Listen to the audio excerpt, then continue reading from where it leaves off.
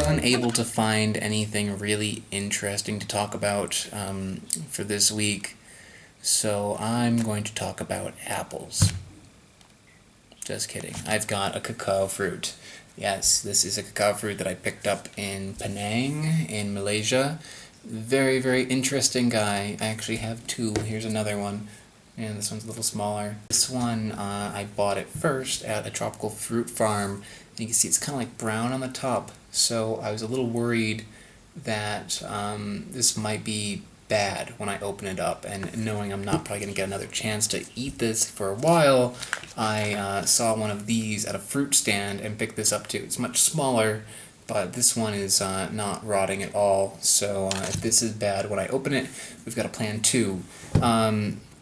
Or plan B.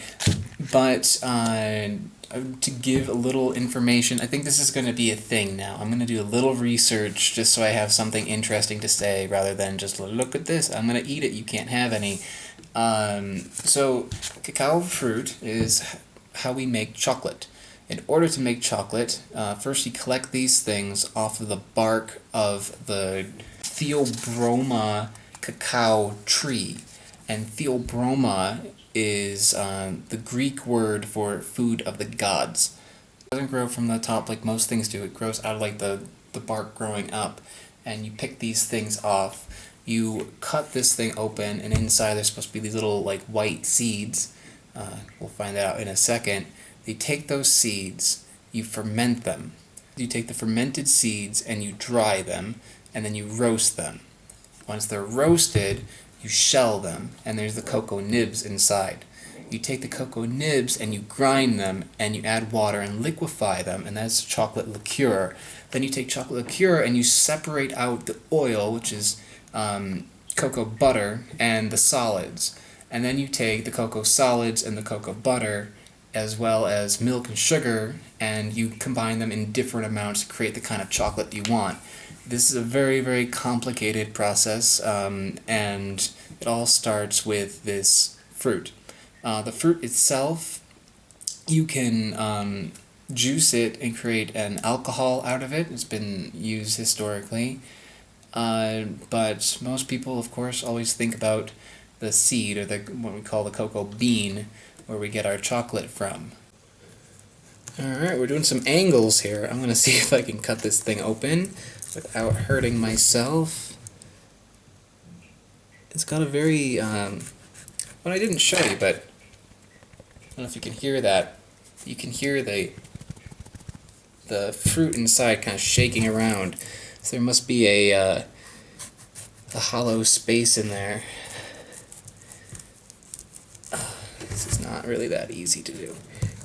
It's very thick, but this knife is cutting in. I think it's okay. It kind of feels like I'm carving a pumpkin.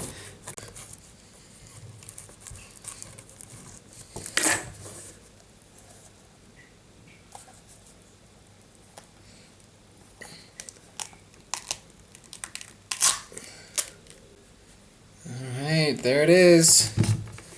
So here's the inside. Let's first smell it. Actually smells kind of like a melon.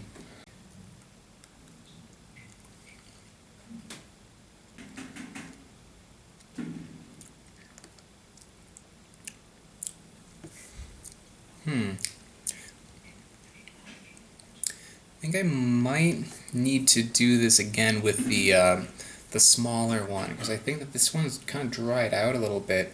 There is a little fruit in there, but it's not a whole lot. It's like, I will show you my fruit before I eat it, and this is what it looks like after. Basically, I'm just like sucking pulp off of these seeds.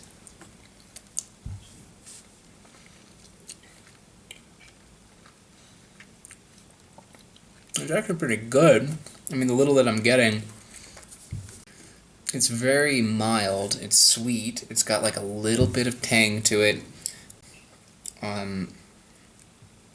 It kind of like has like a slight melony taste to it, but not really, like if you took like really like diluted like honeydew taste maybe. And no, it does not taste like chocolate at all. There's nothing chocolatey about it. Yeah, the tasting the seeds like as they are not very good. You can see what the inside of one of these seeds looks like. So this is what it is. Here's where your chocolate comes from.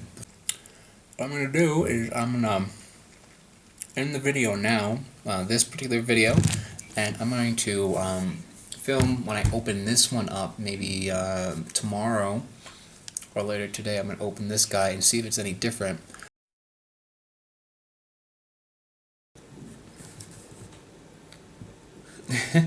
This one is harder to open than the more mature fruit. So there we go.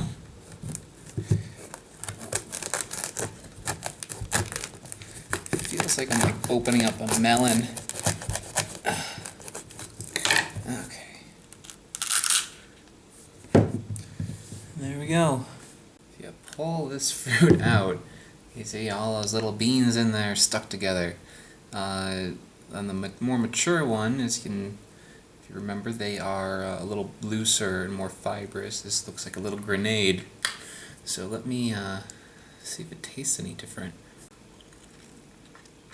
Maybe this is actually a little more flavorful. It's not much much sweeter, much sourer, but like maybe a little bit. It tastes like it's a little stronger. Generally, like when fruits are smaller, they're more concentrated with flavor, and I think that might be the case here. But I say the most interesting thing about this one compared to a more ripe, larger fruit is that it just keeps all together like this. It maybe has a little bit more fruit on it, but still like hardly any at all. So if you find the means where you can buy one or the other, go for either. Honestly, getting a smaller one, you're probably going to get just as much fruit, if not more, than getting a larger one. Cocoa fruit is very, very interesting, and the flavor is pretty nice. I can't see this being a practical fruit for people to actually consume. It makes sense that they make like a juice or an alcohol out of it, because if they're collecting it for the beans, they can remove all of that flesh and make something out of it. It just wouldn't produce very much. I'd see why people don't eat this. But it's not bad. It actually tastes very good. Nothing remarkable. Like I said, it's like a little bit tangy, but little tangy, little melony, honeydew kind of flavor to it. But these little beans here, they are the real little magicians, because you can make something so amazing with it. Woo!